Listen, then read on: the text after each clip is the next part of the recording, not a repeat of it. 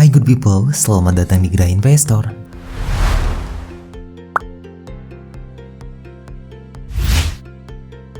Apa kabar kamu semua? Semoga sehat selalu, rezeki lancar, dan tetap semangat. Mengapa orang malas jauh lebih sukses? Akan kita bahas secara lengkap di video ini. Namun sebelum itu, tidak henti-hentinya saya ingatkan, jangan lupa klik subscribe pada channel ini supaya kamu tetap berada satu langkah di depan untuk mencapai sebuah kesuksesan. Rasa malas adalah sesuatu yang dimiliki oleh semua orang. Mulai dari yang agak malas hingga yang sangat malas, bahkan legendanya malas. Namun, beberapa orang punya tingkat kemalasan yang luar biasa dan sering membuat orang lain menjadi jengkel. Sebagian besar dari kita menganggap kemalasan adalah sesuatu yang sangat buruk. Tapi, bagaimana jika sebenarnya kemalasan bukanlah sesuatu yang buruk? Bagaimana jika kemalasan itu sebenarnya bisa membuat seseorang menjadi lebih sukses? Bagaimana mungkin? Ya, saya yakin sebagian besar orang tidak suka dengan orang malas. Tapi tahukah kamu kalau sebenarnya ada banyak sekali orang malas yang sukses dalam hidupnya? Ketika kita masih bersekolah, orang tua dan guru bersusah payah untuk mendidik dan mengajari si pemalas untuk menulis dan juga matematik. Namun, si pemalas lebih sering tertidur saat proses belajar mengajar. Mereka lebih suka memancing atau kegiatan berolahraga lainnya. Dan ketika mereka masuk di bangku perkuliahan, biasanya orang malas menghabiskan waktunya di tempat hiburan. Bila mereka mengambil kelas sains, kemungkinan besar mereka akan lama lulusnya. Lalu pertanyaannya, kok bisa sukses? Sir Winston Churchill, salah satu contoh nyata orang sukses yang dulunya seorang pemalas. Di sekolahnya, ia adalah murid yang paling buruk nilainya.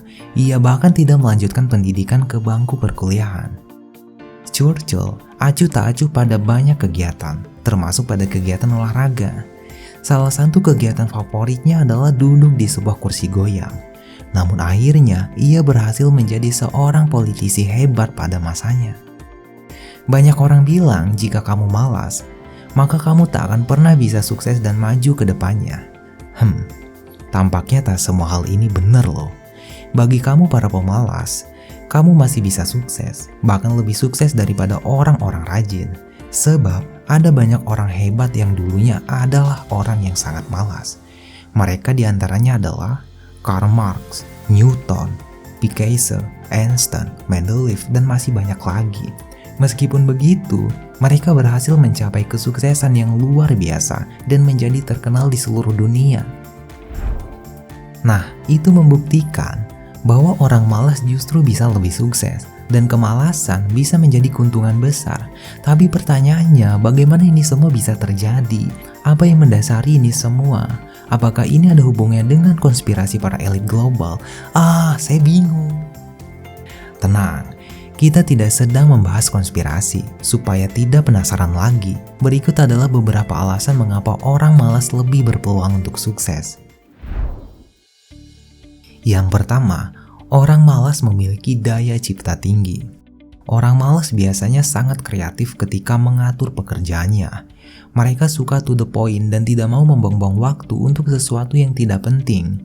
Seorang karyawan yang malas selalu mencari cara untuk membuat pekerjaannya berjalan secara otomatis, karena mereka sangat tidak suka pekerjaan yang monoton. Salah satu hal menarik dari orang malas adalah mereka selalu membuat hidupnya menjadi lebih mudah. Mereka tidak mau menggali tanah dengan skop, mereka justru menciptakan mesin untuk menggali. Dan mereka juga terlalu malas untuk proses pembersihan yang menyita waktu, karena mereka akan menciptakan penyedot debu. Mungkin saja penemuan-penemuan besar di abad ini diciptakan oleh para pemalas itu. Yang kedua, orang malas lebih suka berwirausaha. Seringkali orang malas justru lebih berani untuk berwirausaha. Mereka punya banyak sekali gagasan dan proyek yang ingin dikerjakan. Hal ini dikarenakan pada otak mereka tidak dipenuhi dengan pemikiran dan tanggung jawab yang berlebihan. Mereka berpikir dengan cara yang berbeda, dan bagi orang malas, lebih penting hasil ketimbang melakukan proses yang membosankan. Yang ketiga, mereka tahu kapan harus beristirahat. Bagi para pemalas, istirahat adalah sesuatu yang sangat penting. Mereka mengetahui kapan harus rileks, karena terlalu banyak bekerja akan menghabiskan energi. Bagi orang pemalas, energi sangat dibutuhkan saat menyusun rencana yang lebih besar. Orang yang bekerja terlalu keras sepanjang waktunya akan lebih cepat pikun ketimbang para pemalas. Menurut beberapa ilmuwan, orang yang waktu produktifnya di malam hari dan memaksakan diri untuk berolahraga secara insentif justru akan merusak kesehatannya, terutama saat usia kita sudah 40 tahunan. Yang keempat, mereka lebih santai. Orang malas, ya pasti suka bersantai dong. Mereka tidak suka terburu-buru melakukan sesuatu dan melakukan banyak hal sepanjang waktunya. Mereka mengambil waktu pribadi sebelum melakukan pekerjaan demi pekerjaan. Banyak orang yang bekerja seperti orang panik. Perhatikan, mereka akan terganggu dan tidak bisa berkomitmen memberikan yang terbaik pada pekerjaannya. Di sisi lain, orang malas biasanya lebih sedikit kekhawatirannya dan bisa melakukan pekerjaan mereka dengan lebih tenang. Sehingga orang malas lebih berpeluang memberikan yang terbaik pada pekerjaannya. Yang kelima, mereka tahu tujuan yang ingin dicapai. Para pemalas mengerti bagaimana memprioritaskan dan memusatkan perhatian pada tujuan mereka sendiri, bukan pada yang dipaksakan oleh orang lain. Mereka terlalu malas untuk melihat prioritas orang lain sehingga mereka fokus pada diri sendiri.